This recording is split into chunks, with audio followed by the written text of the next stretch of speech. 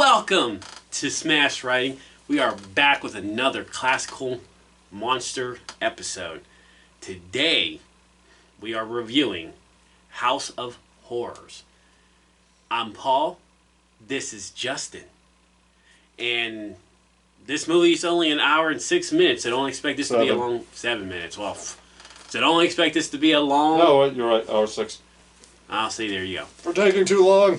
We're already... The movie opens up. Alright, get to the movie. We opened up to a guy and a cat eating dinner. He's waiting to be paid for the... Is that like your opening right there for you?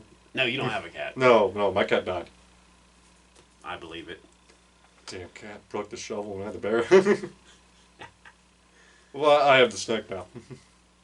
That is true. If you follow us, you've seen him. When I do solos. There you go. Anyway, we opened to a guy and a cat eating dinner alone. He's waiting to be paid for a statue so he can buy food and put his electricity on.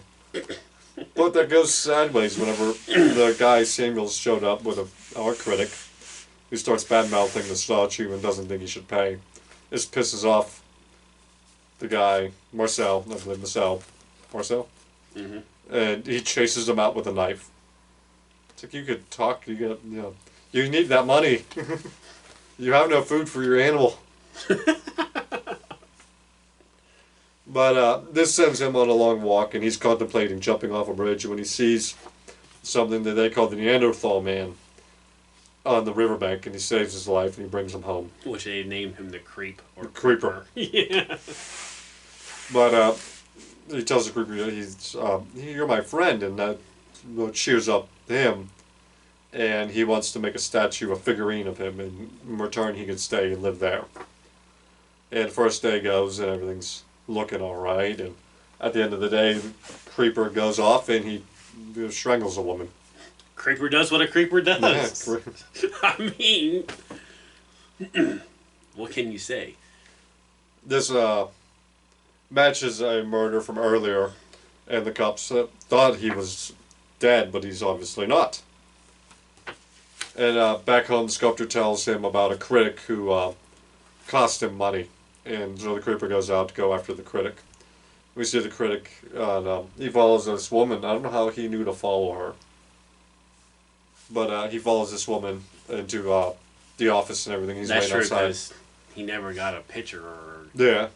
unless it's like you can say it's off camera that he told him the name and he did his research or whatever. She's another critic, and she's there to talk to him about work he did on a guy named Stevens. And to loosen the hell up a little bit. He agrees to, but he kind of hints that only if you go on a date with me kind of deal. It's the 40s. She agrees to kind of, like, call me. And she leaves, the Creeper enters, and down goes the critic. And even then, though, like you see on the typewriter, he was still talking shit on Stevens. Yeah. Yeah. Not holding back on these.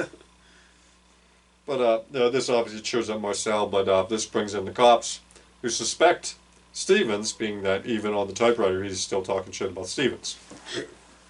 So they head off to his studio. He's painting this model. And the cop questions him about an alibi, and the woman from the other critic shows up and gives him an alibi that he was with her. And the cop's happy, and he goes off to investigate the alibi. And immediately Stevens is like, why did you lie? I was not with you. And she's like, to give you time just in case you figure out what you were doing, kind of deal. And you can tell they're dating and they're joking and everything like that. And she, at one point, she's like, oh, I killed him. Hey. But back at Marcel's, he's happy that he's dead and all that, blah, blah, blah. And then the woman shows up. She wants to see the sculpture, but he won't let her see it. And he goes off to get wine. And she takes a peek at the statue anyway. And she does end up liking what she sees and everything. She just doesn't tell him. The cop is happy about the alibi, but he still says... What ends up happening is the cop goes back to Stevens. And Stevens tells him the actual alibi kind of deal. And he's like, yeah, I already know you were at a party. And you guys were celebrating his demise. And he's like, yeah, he wasn't a good dude. So, again, the ghost shows up, and all three of them were joking, and the cop shows himself out. And you find out that he doesn't really believe the alibi. And he goes to another critic, and he asks the critic, badmouth Stevens for me, and let's see what happens. But whenever he does that, he compares his work to Marcel's, which has to be dejecting. When you're so bad, you're now being compared to Somebody else that is bad. you're using other people's artwork to measure your badness.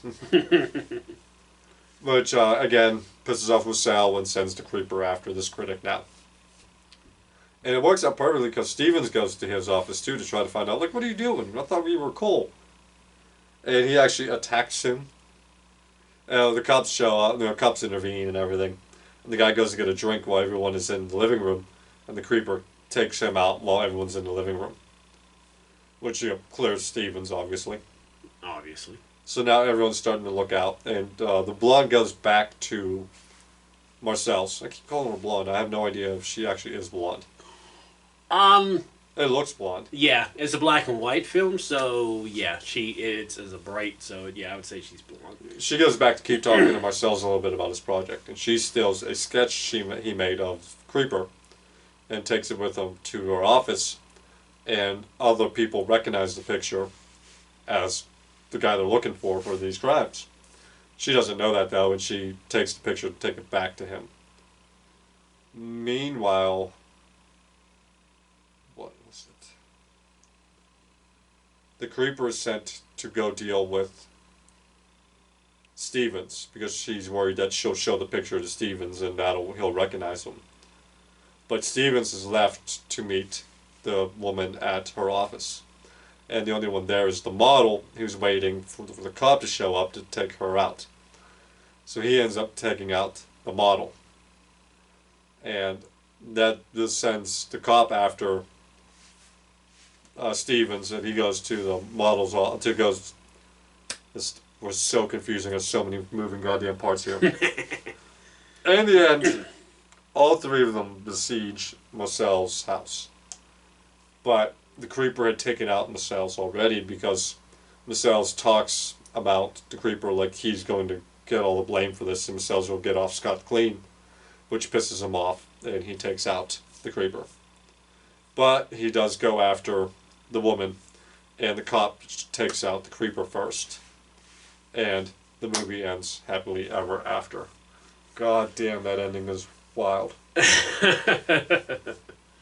First off, the guy who played John, the Creeper, literally looks like John Berthel's great-grandfather. Yeah, he does kind of, doesn't he? Like, I swear to God, I'm half a second away from looking in details of the movie and seeing if that guy is related to John. Because that resemblance was, right there. Yeah. I thought it was like watching, The Punisher on roids.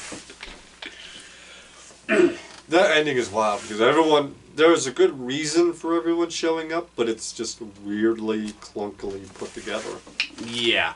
When you first told me about this House of Horrors, I was not really expecting it to be like this. I kind of expected it to be more ghost related. Yeah. But then when I'm that's why I kept asking about is this the one? Because I'm I'm watching it. I'm wait, it's about an artist who has his panties up in a bunch and sends a big dude to go kill people. Yeah. I think that really sums up the plot. That is the plot. Except he's a sculptor, not a painter. Sculptor. Artist. Stevens is the painter. But you can label it as artist because it's all the same. Yeah, not kind of what I was expecting when I was watching it. It's largely just fine. Yeah, I think that's kind of where I'm at. To be honest with you, so I want to give my grade right now because it kind of goes with what I'm saying. It's a C. It's there. That's it. It's a movie that exists in the world. Yeah, I don't think it holds any special things in the horror community or any type of rewards. It's just there. And you can catch this on a double feature with some buddies and beers and have a good evening. Yeah. A minute, an hour and 6 minutes long. Thank God. I mean, I know we've talked about films through the 20s, 30s, 40s, and 50s that are literally only maybe an hour, 15 minutes, and that's good. This film didn't need to be longer. No. Because if it got any longer, it would have lowered a grade for me. You probably could have made it shorter. this could have been an episode. Yeah. Like, it could have been a 25, 30-minute episode. And Sculptor doesn't like to get criticized, which, I mean, I get it, who doesn't, but to that extreme where you go off and kill people. And you're using somebody that is a creep to do it. Sounds about right. So I say a C. Yeah, see. See, it's there. It's a... It exists. It's not bad. It's not good. I'll never It's watch it just, again. yeah, it's just average. It's there. End of story. I have nothing to say. No, yeah, I mean, it's hard to say a lot about a film that's only an hour and 6 minutes. Let's be real about it. Well, we've done movies that are short. I did like the dialogue, especially between the lady critic and Stevens. Yeah, That was a lot of fun because there was a lot of joking back and forth between the two of them. that is true. I And she mean, jokes with, especially like the one they had, her, Stevens, and the cop, just friendly banter. however, I do like these critics coming to his house early. The one was like, "You want to give me some wine?" Like, who the hell are you? Well, she just needed him out of the room. Yeah, but still, like, just like, give me some wine. Give me some booze. Let's go. Yeah, really. But we're both giving it a C. Until next time. Bye bye. Bye.